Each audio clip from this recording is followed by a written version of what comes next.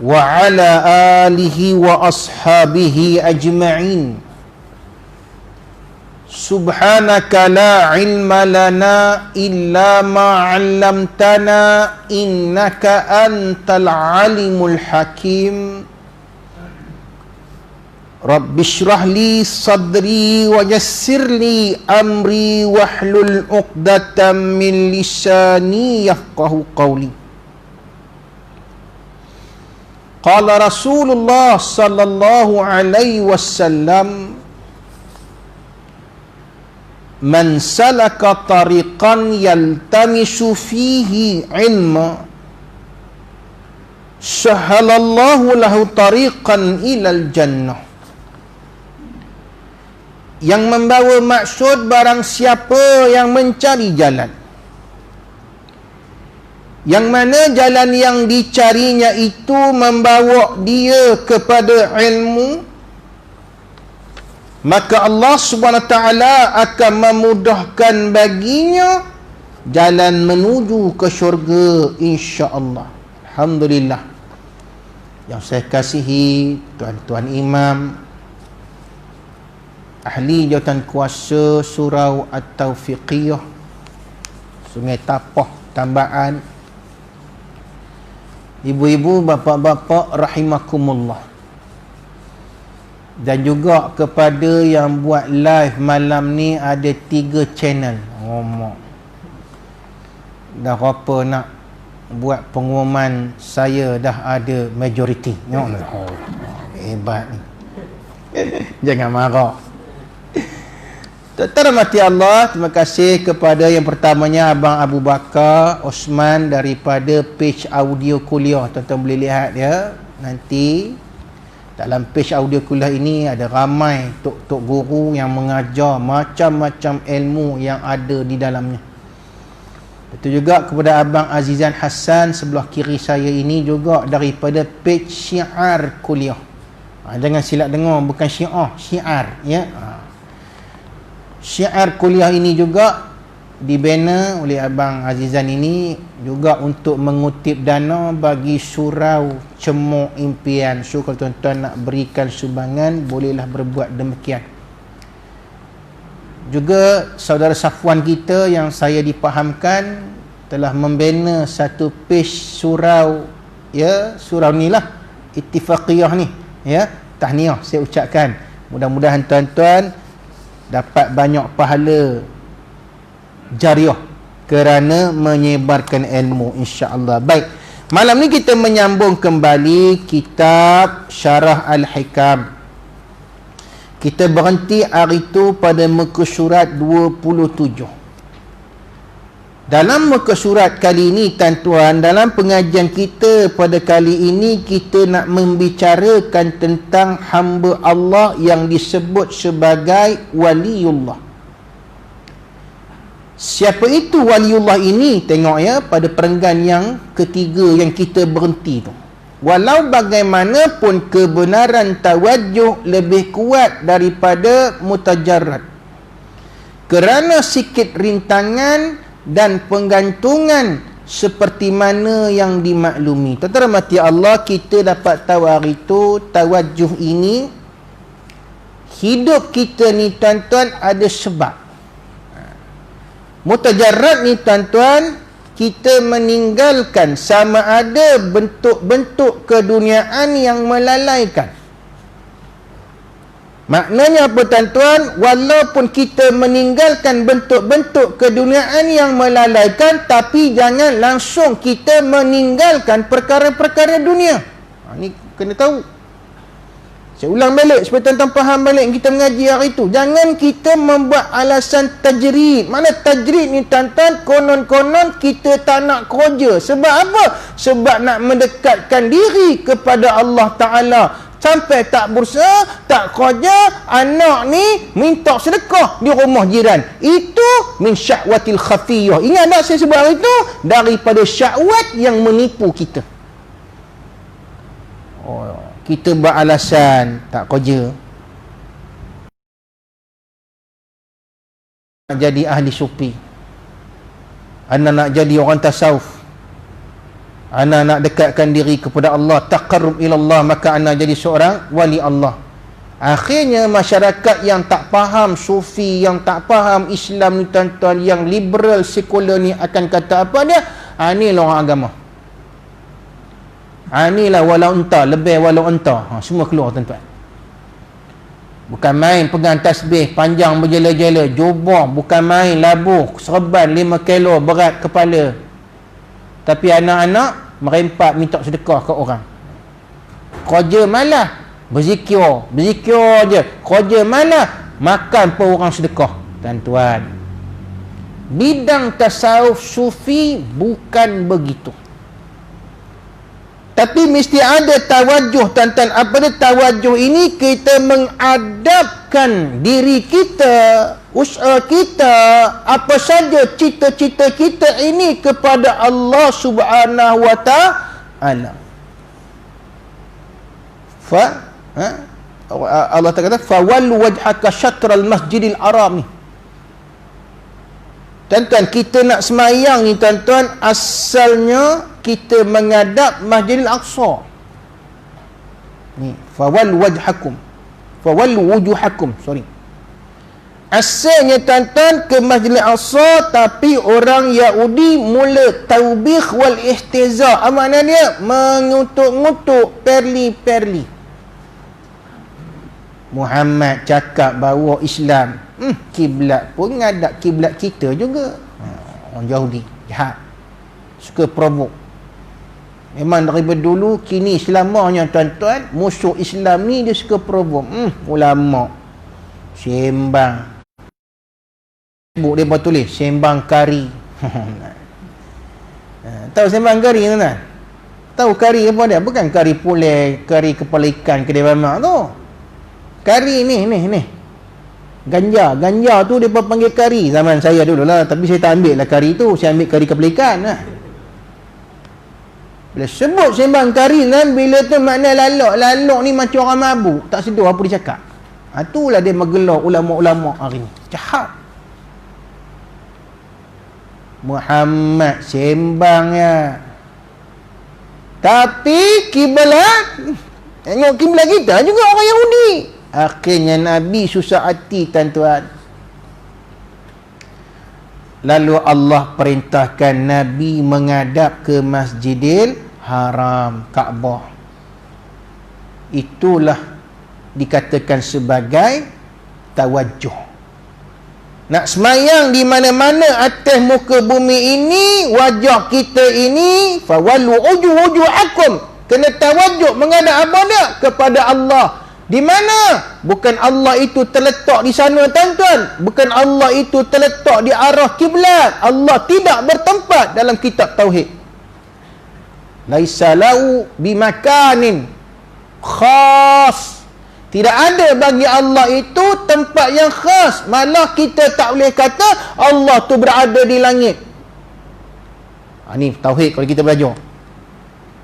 Tapi kenapa kita menghadapkan wajah itu ke Kaabah tuan-tuan? Supaya umat Islam bersatu hati. Tawajuh ni bermakna memfokuskan kiblat itu kepada satu tempat. Walau di Afrika, walau di China, walau di Malaysia, walau di mana jua ceruk dunia ini, fala yasi'u, tidak sah solat itu kalau tidak menghadap kepada kiblat. Ini Islam. Tentara mati Allah, begitu juga dalam amalan kita ini kena ada tawajuh. Mana tawajuh? Kerja. Sudah bekerja tuan-tuan, kita bertawakal kepada Allah, serah kepada Allah. Sebab itu kita kata kita hanya bekerja. Berjaya tak berjaya, hasil tak berhasil, kerja atau usaha kita ini, itu adalah ketetapan daripada Allah Subhanahu wa ta'ala. Itu yang betul. Baru boleh jadi ahli sufi. Bukan tak kerja, bukan terus serah pada Allah. Tak kerja tuan-tuan, biar anak-anak kelaparan, isteri kelaparan, kemudian kita kata Allah ada. Tak boleh macam tu. Allah memang ada, Allah sentiasa ada. Mustahil Allah itu tidak ada. Allah itu wujud. Wah, mustahil bagi Allah sifatnya adam. Apa tak? Adam tidak ada, mustahil. Tu ngaji tauhid lagi. Tapi disalahgunakan tuan-tuan konsep tauhid. Dia kata Allah ada. Apa kita nak risau, kerja tak payah pun tak apa, Allah ada. Allah ada, Allah benci pada orang yang tuan-tuan tidak mau berusaha, malah menyatakan aku nak jadi ahli sufi tak ada kerja ni. Sebab apa? Sebab aku nak jadi wali Allah, ahli ibadat dan sebagainya. Baik. Sementara himmatul faqir mutajarradi, selalunya benar dan selamat daripada kesilapan. Siapa ini tuan-tuan himmatul faqir mutajarrad? Ada di kalangan hamba Allah ni tuan-tuan, bukan dia tak kerja, tapi kerja sekadarnya. Apa maknanya tuan-tuan? Dia tidak mencari kemewahan. Bukan bermakna dia beribadah langsung tak kerja. Dia kerja tapi sekadarnya. Apa dia tuan-tuan? Cukup untuk kehidupan dia je. Kita akan jumpa macam ni. Tuan-tuan, kadang-kadang kita tengok dia naik bersikar je tuan-tuan, kayuh bersikar je. Kita tengok mereka ni kayuh bersikar je. Tidak kena ambil motor, tidak kena ambil kereta. Cuma tengok ustaz yang ngajar sini, semua kereta besar-besar. Apa jawapan dengan? Ni kata al-faqirul mutajarrad ni. Apa kata dia? Dia kata bersikar ni pun dah cukup bagi aku. Yang penting sampai. Yang satu lagi, aku tak ada pening memikirkan ansuran bayar hutang. Terkedu orang tanya tu tuan-tuan. Ni jawapannya kan. Tuan-tuan agak boleh tak? Boleh tak hidup macam ni? Orang macam ni tuan-tuan, lantaklah apa orang kata. Dengar apa orang kata, dia nak dengar apa yang Allah redha. Ni orang tasawuf. Ini orang yang boleh menjadi waliullah. Seperti mana sabda Rasulullah sallallahu alaihi wasallam, inna lillahi rijalan law aqsamu 'ala Allahi la abarrahum fi qasamihim. Allah Ta'ala itu ada hamba-hamba yang taat, dan kalau mereka bersumpah atas nama Allah, nescaya ditunaikan sumpah mereka. Tuan-tuan rahmati Allah, Allah Ta'ala berfirman dalam surah Al-Ahzab, minal mu'minina rijalun sadaqu ma ahadullahu alaih faminhum man qada nahbahu wa minhum man yantaziru wa ma baddalu tabdila.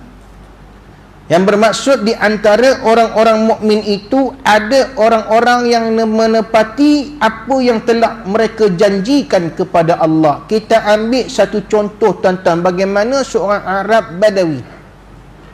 Arab Badawi yang dia ini datang daripada Badiah, meninggalkan kampung dia, menyatakan, ya Muhammad amantu bik, aku beriman dengan kamu.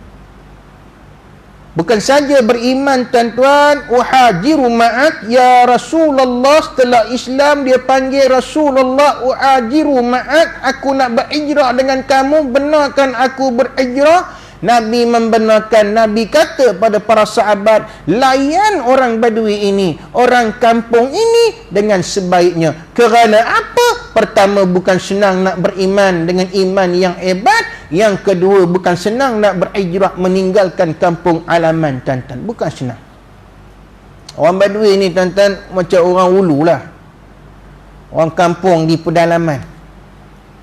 Kalau kita tuan-tuan macam orang asal tu, datang menyatakan keimanan. Saya tuan-tuan pernah pergi ke kampung Tonggang atas Tanjung Rambutan tu, tempat orang asal. Saya ikut perkim masa itu bersama dengan Datin Mahmudah. Pergi tuan-tuan berdakwah kepada orang asal ni. Rupa-rupanya tuan-tuan, kita duk bayangkan orang asal ni macam mana orang asal lah. Tapi sekarang tuan-tuan, orang asal ni sudah lawa-lawa. Lawa-lawa dah bertudung, dah macam anak dara kita dah. Putih melepaknya. Tapi aku tak tengok lah itu tuan-tuan. Ya, tertengok, jangan marah. Apa saya nak ceritakan tuan-tuan apa dia? Iaitu bila saya menyampaikan ceramah, mereka ini tuan-tuan salah satu daripada golongan yang serius. Serius. Dan habis ceramah, mereka akan bertanyakan soalan ni tuan-tuan. Tak ada orang kata nak kalih-kalih, nak kona-kona, nak gelong-gelong. Tak ada. Dia tanya kita tuan-tuan dengan cara yang betul-betul lurus dan pertanyaannya bertubi-tubi. Sama keadaannya cerita macam orang Badui yang berjumpa dengan Nabi ni. Masya Allah, hadis ni tuan-tuan. Akhirnya tuan-tuan, apabila berada di Madinah dan terlibat dengan beberapa peperangan, Nabi bahagikan harta ghanimah yang Allah Ta'ala suruh. Ini kena buat. Harta ghanimah, harta rampasan perang ni tuan-tuan, bagi adalah bahagian untuk Arab Badui ni tadi. Bila sahabat-sahabat dia tuan-tuan, pasal dia tak ada di situ masa tu, dia berada di tempat menjaga kambing, dia menjaga gembala kambing, ra'il ghanam. Bila sahabat dia datang tuan-tuan, bawa bahagian harta ghanimah ni kepada Arab Badui ni, dia bertanya, ma'azak, apa ni yang kamu bawa ni apa benda ni? Kata sahabat ni, ini bahagian kamu daripada harta rampasan perang, sebab kamu ikut perang sama, Allah suruh bagi, maka ini bahagian kamu. Tuan-tuan, masa tu dia bekerja sebagai gembala kambing. Dia tengok tuan-tuan ada bahagian untuk dia, walaupun Allah yang suruh, walaupun ini daripada syariat Islam, dia ambil bahagian ghanimah ni tuan-tuan, pergi jumpa dengan Nabi balik. Dia kata, ya Rasulullah, ma'adha wa Rasulullah, apa benda ni? Nabi kata, ini bahagian kamu dalam rampasan perang, namanya ghanimah, memang Allah suruh beri kepada orang yang turut serta dalam peperangan. Apa kata dia? Bukan kerana ini atba'uka, wahai Nabi, wahai Rasulullah, aku beriman, aku berhijrah, aku masuk perang, bukan kerana ni kata dunia ni. Masya Allah tuan-tuan, agak-agak kita boleh terima tak tuan-tuan, boleh ikut tak tuan-tuan sifat macam ni? Al-faqiru ilallah, orang yang disebut dalam ayat ni tuan-tuan, yang Allah sayang, tuan-tuan. Oh tuan-tuan, masa saya pun tak sampai macam tu. Kalau ada karang bendahari ulurkan aku duit minyak yang bersampui tu kan, terus saya kata, bendahari, saya datang nak mengajar untuk ilmu Allah, saya tak terima duit minyak ni. Tuan-tuan rahmati Allah, lepas tu tengah jalan tuan-tuan jumpa saya, kereta tak hidup. Pasal apa? Tangki kosong tuan-tuan. Bila tangki kosong tuan-tuan, saya pun kata, tak apa, never mind, don't worry, saya wali Allah. Aku mengaku pula tuan-tuan, jangan risau, wali Allah, saya wali Allah. Saya pun buka tangki tuan-tuan, saya ludah, penuh balik minyak tuan-tuan. Tuan-tuan rahmati Allah, ada orang yang dia bekerja dan dia merasakan apa dia tuan-tuan, tidak ada keperluan untuk itu. Ana la ahtaju ila adha. Tapi orang macam ni tuan-tuan, macam kata Piramli dalam Nujum Pak Belalang, jarang-jarang jumpa. Tapi kebanyakan orang tuan-tuan menyatakan, apabila pengerusi panggil, datang ngajar malam ni, ustaz ni terdetik hati tak ngajar. Ceramah kat mana pula ni? Dekat Bagan Datuk. Ya Allah, tuan-tuan mati Allah. Pengerusi pun tahu, dia pun pandai, dia pun tanya ustaz, dia beri ipoh ke Bagan Datuk, ceramah ni berapa bayaran dia? Sini Allah akan tengok. Kalau kita ni ikhlas tuan-tuan, sekadar fakir, al-faqiru ilallah, kita akan kata, saya tak tetapkan. Terpulang pada pengerusi, munasabah minyak yang saya isi. Boleh jadi ahli tasawuf. Tapi tuan-tuan jangan marah pada ustaz-ustaz yang dengar ni, jangan marah. Tapi tuan-tuan, kalau dia kata saya selebriti, saya masuk TV, tak termasuk CCTV, saya keluar radio, saya bayaran saya 5,000. Di sini tuan-tuan, ustaz ni jangan marah ya. Saya baca kitab Syarah Al-Ikam, jangan marah. Berdasarkan pengajaran daripada hadis yang disebut ni tadi, ustaz ini tidak termasuk dalam golongan yang dinamakan ahli sufi. Pasal apa? Tawajuk dia kepada keduniaan. Jangan marah, jangan marah. Yang ada geng-geng ustaz marah aku, ngumpat aku, membawa aku. Dia bolehlah, dia pegawai kerjaan, gaji ada. Cerita nak cerita. Saya boleh ingat, saya pernah masuk Perak FM 2.5, 6.5. Tuan-tuan tahu kan, pernah dengar kan? Ke dengar era je ni. So tuan-tuan, kalau saya masuk radio, walaupun saya bukan selebriti masuk TV, saya selebroto. Apa tu? Masuk radio. Paling kurang 800 hebat mai. Tak ada 800, saya tak mau mari dah. Baik saya lepak rumah, makan keropok lekor, minum teh tarik dengan orang rumah, sambil nyanyi lagu Hindustan, jatuh golek bawa katil. Mula tak katil, putus golek buah katil, tuan-tuan. Bukan senang, tuan-tuan ya. Sebab saya cuba untuk mengamalkan apa yang saya ajak, nak jadi himmatul faqir al-mutajarrad. Arab Badui ni kata kepada Nabi, aku ikut kamu bukan kerana ini. Tak, Nabi kata ini hak kamu. Ustaz datang mengajar, kata pengerusi ini hak ustaz. Pekak mengatakan arus. Ustaz datang mengajar Quran sekalipun arus mengambil upah. Tengok jumhur ulama kata arus mengambil upah. Ustaz datang guna minyak Ustaz kena ambil bayaran ni untuk bayaran minyak Ustaz, memudahkan Ustaz. Harus pekah. Tapi saya kata tadi, jarang-jarang jumpa Ustaz kata apa dia, tak apa, tak payah bagi duit minyak. Saya ada duit sendiri, saya datang ikhlas kerana Allah Ta'ala. Tak jumpa ustaz macam ini, termasuk Ustaz Menawir yang tengah bercakap ni, tuan. Susah jadi orang tasawuf ni. Susah, tuan-tuan. Tetapi kata Arab Badui ini, apa dia? Walakin atba'uka ya Rasulullah, akan tetapi aku ikut kamu kerana apa?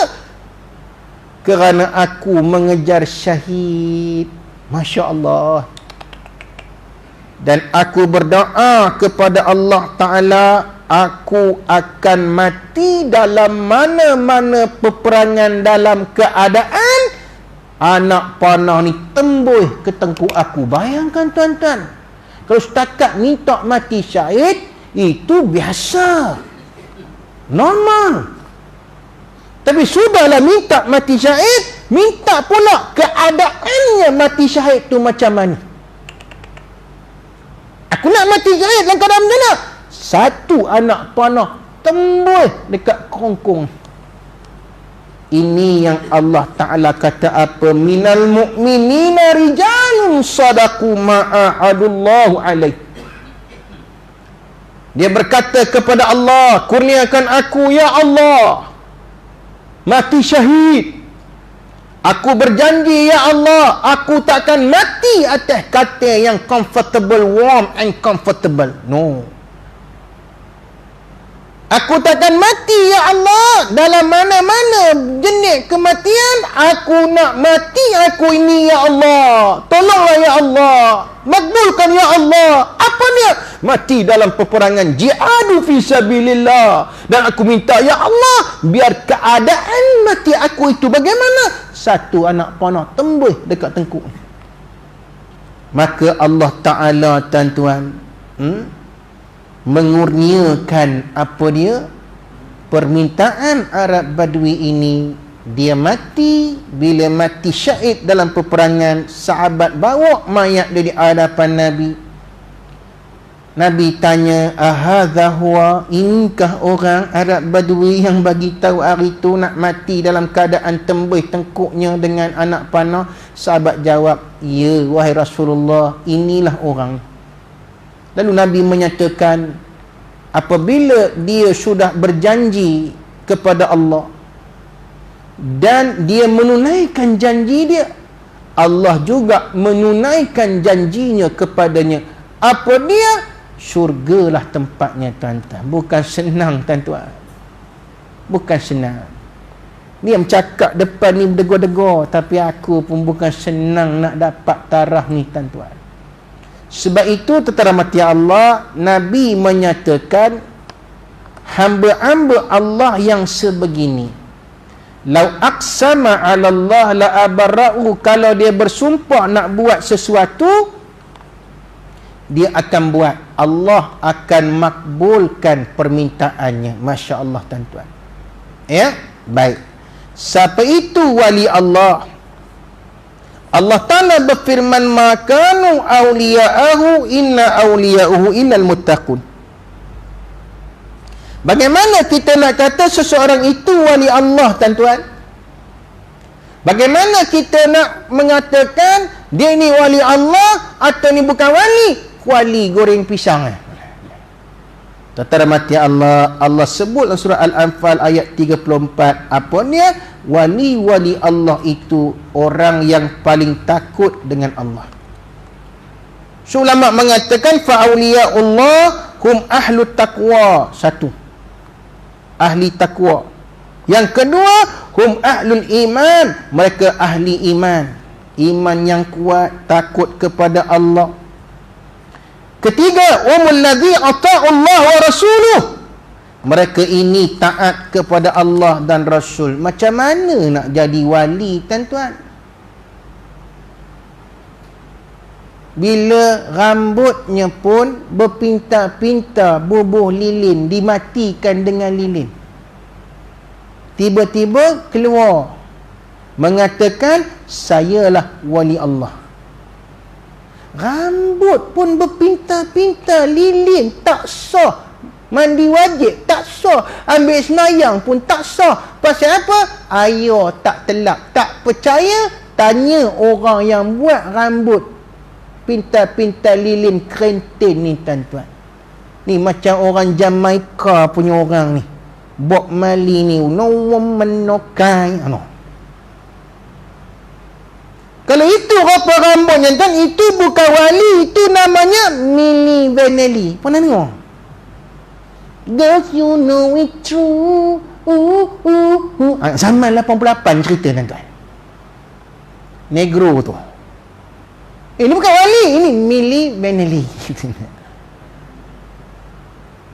Oh, tiba-tiba, tuan-tuan, muncul seorang dengan serbannya lagi besar daripada serban ustaz-ustaz. Ngajar kitab kuning mula-mula okey. Dan adalah bahwasanya dunia ini, bumi ini terletak di tengah-tengah tanduk lembu. Udah mana kitab dia ambilnya. Kemudian dia kata dalam ceramah dia, tuan-tuan, dalam dia punya pengajian tu bendanya pelik-pelik. Apa yang pelik-pelik, tuan-tuan? Dia tanya kita, apa itu solat? Di mana kepala solat? Di mana tangan solat? Di mana kaki solat? Di mana ekor solat? Solat pula ada ekor. Aku tahu ada kepala, tangan, kaki, ekor ni beruk je, tuan-tuan. Dia tanya benda yang pelik. Jaga tarikat sesat. Wali Allah. Bukan wali Allah, ni kuali. Kemudian dia kata, tuan-tuan, dalam 99 nama Allah, kenapa tak cukup jadi 100? Soalan dia. Kenapa tak lagi 100? Satu tu jadi 100. Mana pergi satu ni? Siapa tahu? Udah, orang pun, weh, tinggi ilmu wali ni. Ya. Ar-Rahmanur Rahim, kan? Mana lagi? Tahu tak seorang sembilan ni? Kita ada selalu nyanyikan, nas'aluka ya man huwallahu alladzi la ilaha illa huwa rahmanur rahim al-malikul quddus. Itu nama-nama Allah. Tapi mana pergi satu lagi ni? Udah orang pun pening, tuan-tuan, orang pun kata, oh ini memang warak ni, hebat wali Allah ni. Tuan-tuan, ada sahabat tu pernah ikut pengajian ni, sebab tu saya cerita. Sahabat ni, sahabat ustaz, senior lebih saya lagi. Dia dengar, tuan-tuan, satu hari dia kata, ana dengar syekh, lepas ana tanya tok guru tu, yang kata wali tu. Ana tanya dia, pasal apa nak cari yang satu ni, yang 99 tu dah hafal ke belum tok guru? Tok guru pun diam terus. Ana pun tak hafal, tak hafal tak payah cari yang satu tu. Tuan-tuan, kemudian keluar pula pandangan-pandangan pendapat fatwa pelik mengatakan tak payah dah semayang. Mana sesat ni? Orang yang tak khusyuk jangan semayang. Nak dengar tak pandangan ni? Kalau semayang pun tak guna, dia mesti khusyuk dulu baru semayang. Tarikat apa ni tuan-tuan? Dia bawa tuan-tuan, ya, dia bawa dalil-dalil. Fawailul lil musallin alladzina hum an salatihim sa'un. Celaka bagi orang-orang yang sembahyang yang apa dia? Masa ni dia tak belajar tafsir. Dia kata yang tak khusyuk, lalai dalam sembahyang. Tuan-tuan, Allah tak sebut dalam, Allah sebut an, bukan fi. Dalam tu fi. Tapi dalam ayat ni Allah sebut an salatihim sa'un. Makna sa'un di sini apa dia tuan-tuan? Sebelum semayang tu kita lalai sampai tak semayang, itu yang celaka. Tapi kalau dalam semayang tuan-tuan kita lalai, batal ke semayang tu? Masuk neraka ke kita? Jenuh tuan-tuan. Semayang isyak ni kan, Allahu Akbar, sambil dengar imam baca Bismillahirrahmanirrahim, kita menerawang, mengelewok otak kita. Alamak, kedai capati simpang tu tutup pula lah malam ni.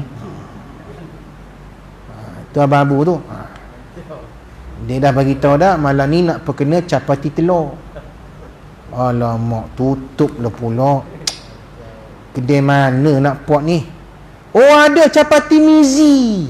Mana yang dekat jalan-jalan apa? Capati mizi. Capati kambing tu. Tuan-tuan, kalau kita berfikiran macam tu dalam solat, masuk neraka tak? Celaka tak? Ni kena mengaji tafsir ni. Ulama menyatakan kalau dalam solat itu kita kopi itu, dia tidak batal, tidak celaka, tidak masuk dalam neraka. Kerana apa? Itu dinamakan solatnya itu kurus pahalanya sahaja.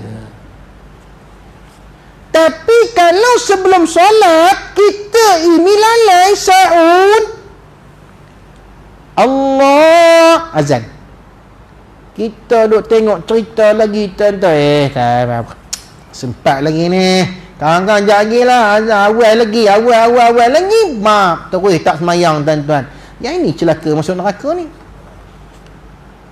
Bukan senang nak jadi wali Allah ni tuan-tuan. Wa hum ahlul ilm. Nak jadi wali Allah, syarat yang seterusnya apa dia? Ahli ilmu, tahu tafsir, ngaji hadis, mengaji fiqh. Bukan terus jadi Syekh Maulana tarekat. Tak boleh. Orang kata, ustaz, ada seorang tu, ana tengok ustaz macam gelandangan, rambut tak terurus.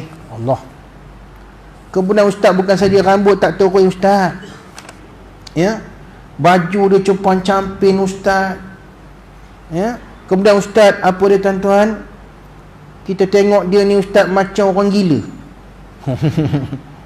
Macam orang gila kata dia. Tapi kalau saya nak tahu itulah wali Allah, tuan boleh tak cakap macam tu? Pergi ngutip makan tepi jalan tu, yang orang buang-buang tu ambil makan, konyol. Ya. Lepas tu tuan rahmati Allah, kita pun pergi dekat dia, ingat nak bagi derma, tiba-tiba dia tengok kita, dia kata apa? Wala taqrabuz zina. Tiba-tiba baca Al-Quran, tuan-tuan. Kita kata, dia ni siapa ni? Tengok macam gelandangan, tengok macam orang miskin, tengok macam ini, tengok macam ini. Siapa ni? Ini mungkin wali Allah. Tuan-tuan rahmati Allah, memang ada riwayat yang mengatakan apa dia, tuan-tuan? Wali Allah itu kadang-kadang syi'ru ra'suhu mutafarriqan, rambut dia itu tidak terurui, ghairu mad'un. Makna dia apa, tuan-tuan? Tidak berminyak. Dan kadang-kadang wasaubu khaliqul bali, bajunya itu pun lusuh. Wa huwa alladhi asabahu al-ghubar hatta taghayyara za'iru launu. Baju ni, tuan-tuan, nampak lusuh sampai warna apa kita tak boleh tahu dah ni warna apa baju dia ni, merah ke putih.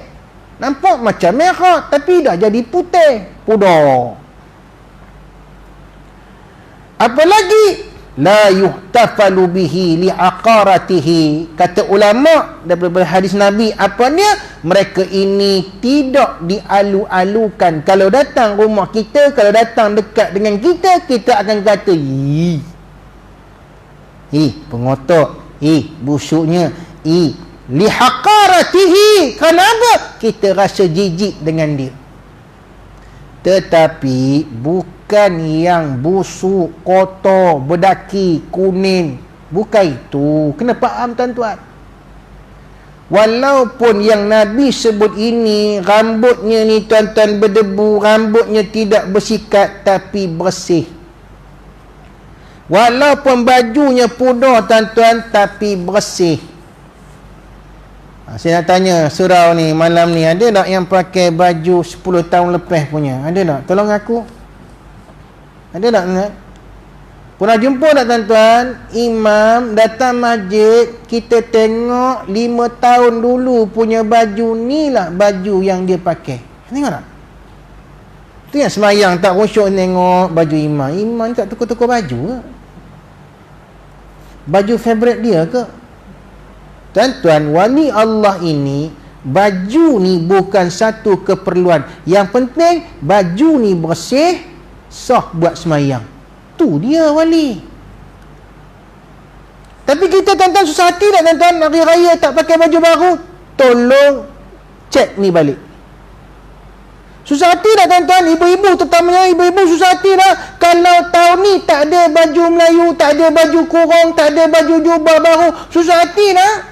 Seolah-olah kita rasa tak berraya. Tidak. Susah nak jadi wali Allah. Tapi wali Allah ni, tuan-tuan, walaupun baju itu dia pakai sampai 10 tahun kali raya, dia akan mengatakan baju ni masih okey, baju ni walaupun dah pudar warnanya, yang penting semayang raya sah. Boleh jadi atas sound kita ni? Boleh jadi tak? Kita ada rasa malu, pergi pakai baju lusuh, malu. Saya ni pun, tuan-tuan, nak keluar dalam 3 channel malam ni bukan senang. Tu yang pakai baju biru tu, bukanlah maksud baju biru ni perpaduan antara UMNO dengan PES, tak, tuan-tuan. Baju biru ni isteri yang tukang pilih. Isteri kata, abang, baju biru abang sesuai sweet tembang, masuk dengan jubah biru, sejadah biru yang abang bawa ni. Tuan-tuan.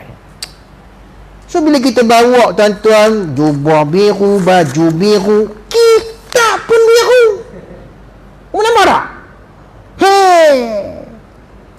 Biar orang kata sedondon. Ustaz Munawir tak boleh jadi ahli tasawuf. Mana? Rambut dia, tuan-tuan, tak bersikat. Maknanya tak berminyak. Bukan rambut itu berpintai lilin, penuh kutu buat rumah flat atas kepalanya. Itu yang kita kena faham. Bukan bau hapak. Ini, tuan-tuan, kadang saya baca dalam Facebook, yang ni wali Allah ni, walaupun busuk, walaupun rambut dia hapak, tak bersyampu, tak bersikat, Tapi inilah wali Allah. Wali Allah tak buat kopi tu. Wali Allah ni tuan-tuan ada ilmu. Dia tahu rambut aku tak berminyak, tak bersikat, tapi bersih. Solat sah. Baju aku ni walaupun lusuh, walaupun lama, tapi suci, bersih. Baju aku walaupun bertampal. Sayyidina Umar Al-Khattab tuan-tuan ada 14 tampalan pada jubah dia, masa dia jadi khalifah. Do you know what's the meaning of the Khalifah? Chief of the country. Perdana Menteri or President. Jumpa dengan min kharij, duyub min kharij, berjumpa dengan apa dia tuan-tuan, tetamu-tetamu daripada luar ini dalam keadaan pakai jubah 14 tampung. Sampai sahabat jumpa Aisyah, kata dekat Aisyah, dekat Safiyah, isteri Nabi, pergi jumpa Sayyidina Umar, bagi tahu Amirul Mukminin, Allah bukakan, laqad fatahallahu lana buldanul islamiyah, Allah telah bukakan negara-negara Islam kita ni banyak hasil dah, banyak zakat dah, banyak hasil cukai dah. Suruhlah Amirul Mukminin ini tukar jubah dia baru sikit biar elok bila berjumpa dengan tetamu-tetamu daripada luar negara ini, segan. Diplomatik ni datang tengok-tengok, ini apa Amirul Mukminin baju bertampung-tampung. Pergilah Aisyah dengan Safiyah, satu riwayat tuan-tuan, bila beritahu Sayyidina Umar Al-Khattab berkenaan dengan suruh pakai jubah yang elok sikit, nak jumpa dengan diplomatik punya tetamu ni, Sayyidina Umar Al-Khattab ni menangis. Apa kata dia tuan-tuan? Tahukah kamu adalah isteri kepada Nabi sallallahu alaihi wasallam. Wahai Aisyah, wahai Safiyah, wahai Ummul Mukminin, pernahkah kamu melihat pakaian yang Nabi pakai itu lembut ataupun keras? Tahukah kamu Nabi memakai baju hingga berbekas badannya? Kerana apa? Kasarnya benang kain yang Nabi pakai. Demi Allah, kalau Nabi sallallahu alaihi wasallam itu memakai pakaian yang materialnya itu keras, Umar tidak akan memakai pakaian yang cantik dan lembut. Ini boleh jadi orang tasawuf tuan-tuan. Aku ni berdegur je, tapi malam ni pakaian aku ni tuan-tuan lembut rasanya. Tu pula aku pakai jubah daripada Mesir tu, beli kat Mesir dulu. Ada belang-belang, ada orang tanya saya, "Ustaz, lawa jubah?" Memang. Mula bongkak. Saya kan beli kat Malaysia jubah ni. Ni Mesir ni. Saya beli dekat Hussein, Mesir. Tahu Mesir kat mana? Negara unta tu.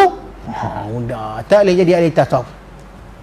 Tetaplah, bukan senang kita nak menjadi ahli tasawuf ini. InsyaAllah cerita tentang wali Allah ini panjang lagi. Saya nak betulkan tuan-tuan punya pemandangan, tuan-tuan punya pemikiran. Sebab apa tuan-tuan, ramai orang kata wali Allah apa ni. Lagi pelik, lagi wali. Tak betul. Tak betul orang kata dia ni wali Allah. Pasal apa? Baju dia walaupun busuk, walaupun kotor, wali Allah dia tak macam tu. Wali Allah tuan-tuan, walaupun lusuh, walaupun bertampung jubahnya, tapi bersih. Tu wali Allah. Bukan busuk. Bukan sampai bila datang ke orang-orang pun lari. Sebab wali Allah ni mesti kerana ilmu dia. Bukan pada pandangan mata kita yang tengok, tetapi mesti orang datang, orang nak ilmu dia, sebab dia bersih, tak berbau dan sebagainya. Tuan-tuan kena betulkan balik benda ni, supaya tuan-tuan tak tulis merepek-repek dalam Facebook. Tuan-tuan tak tulis ni saya jumpa ni lah wali Allah. Walaupun rambut dia bau tai lembu, walaupun jubah dia nampak ketiak koyak rabaknya, dia telah membagi saya satu benda yang saya rasa kalau saya buat mesti menang first prize. Apa dia? Nombor ekor. Wali Allah tak bagi nombor ekor, tuan-tuan. Tolong tuan-tuan ya. So terima kasih saya ucapkan kepada tuan-tuan. InsyaAllah tuan-tuan bersama-sama dengan saya juga. Abang Abu Bakar ni dia ada orang kata sumbangan untuk Ma'had Tahfiz Al-Khalidiyah bagi yang diasaskan oleh Ustaz Halim Din, selebriti Tanyalah Ustaz TV 9. Kalau tuan-tuan nak bagi sumbangan, bolehlah berbuat demikian. Begitu juga daripada Abang Azizan kita. Dan tuan-tuan mati Allah, saya pun baca iklan di luar tadi, ada juga surau ini memerlukan sumbangan untuk bayaran bil-bil elektrik. Bagus ya? Tuan-tuan yang ada duit lebih, bolehlah bersedekah. Sebagaimana orang gunakan elektrik ni tuan-tuan, tuan-tuan dapat pahala dia insya-Allah. Dan malam ni sahabat saya ada bawa air syifa macam biasa tuan-tuan, Cik Syarul kita. So tuan-tuan bolehlah ya beli air syifa ini. Doakan mudah-mudahan ianya alat untuk Allah sembuhkan penyakit COVID-19 ni tuan-tuan. Saya tak kata ia penawar kepada COVID-19. Ini alat kita minta Allah makbulkan. Mana tahu tuan-tuan, dalam ramai-ramai ni ada seorang wali Allah, kita tahu. Sebab wali Allah tuan-tuan, dia tak boleh mengaku. Kalau dia mengaku, itu bukan wali, itu wala. Wali Allah, dia pun tak tahu dia wali Allah. Nanti kita akan tengok yang akan datang. Wali Allah ni, dia pun tak tahu dia itu wali Allah. Siapa yang kata dia wali Allah? Orang yang melihat karamah dia, orang yang melihat kelebihan-kelebihan yang Allah bagi pada dia. Dan bukan calon-calon orang bertakwa, orang berilmu, orang yang warak, orang yang menjaga benda-benda maksiat ni, orang yang menjaga benda-benda syubhah ni. Ini tuan-tuan ya. Wallahu a'lam bishawab. Mari kita berdoa kepada Allah Taala agar Allah menjadikan kita orang-orang yang beriman. Auzubillahi minasyaitonir rajim. Bismillahirrahmanirrahim. Alhamdulillahirabbil alamin. Fi'u mazidah ya rabbana lakal hamdu kama yanbaghi li jalalika wajhika wa azim sultan. Allahumma ij'alna minal muslimin, minal mu'minin, minal muttaqin, minasy syuhada'i was salihin wa husna ulaika rafiqa ya rabbal alamin. Allahumma inna na'udzubika min waba'ikal azim, min waba'ik COVID-19 ya Allah. Allahumma ya Allah, jauhilah kami dari wabak COVID-19 ini ya Allah. Sesungguhnya Engkaulah yang menjadikan segala wabak penyakit ini, dan hanya Engkaulah ya Allah yang berkuasa untuk menghilangkannya. Selamatkanlah diri kami dan keluarga kami ya Allah daripada ujian ini. Jangan uji kami dengan ujian yang berat ya Allah ya Rahman ya Rahim. Rabbana atina fid dunya hasanah wa fil akhirati hasanah wa qina azabannar. Walhamdulillahi rabbil alamin. Subhanakallahumma wa bihamdika asyhadu an la ilaha illa anta wa nastaghfiruka wa natubu ilaik. Wal 'asri innal insana illal ladzina amanu wa 'amilus solihati wa tawassaw bil haqq wa tawassaw bis sabr. Assalamu alaikum warahmatullahi wabarakatuh.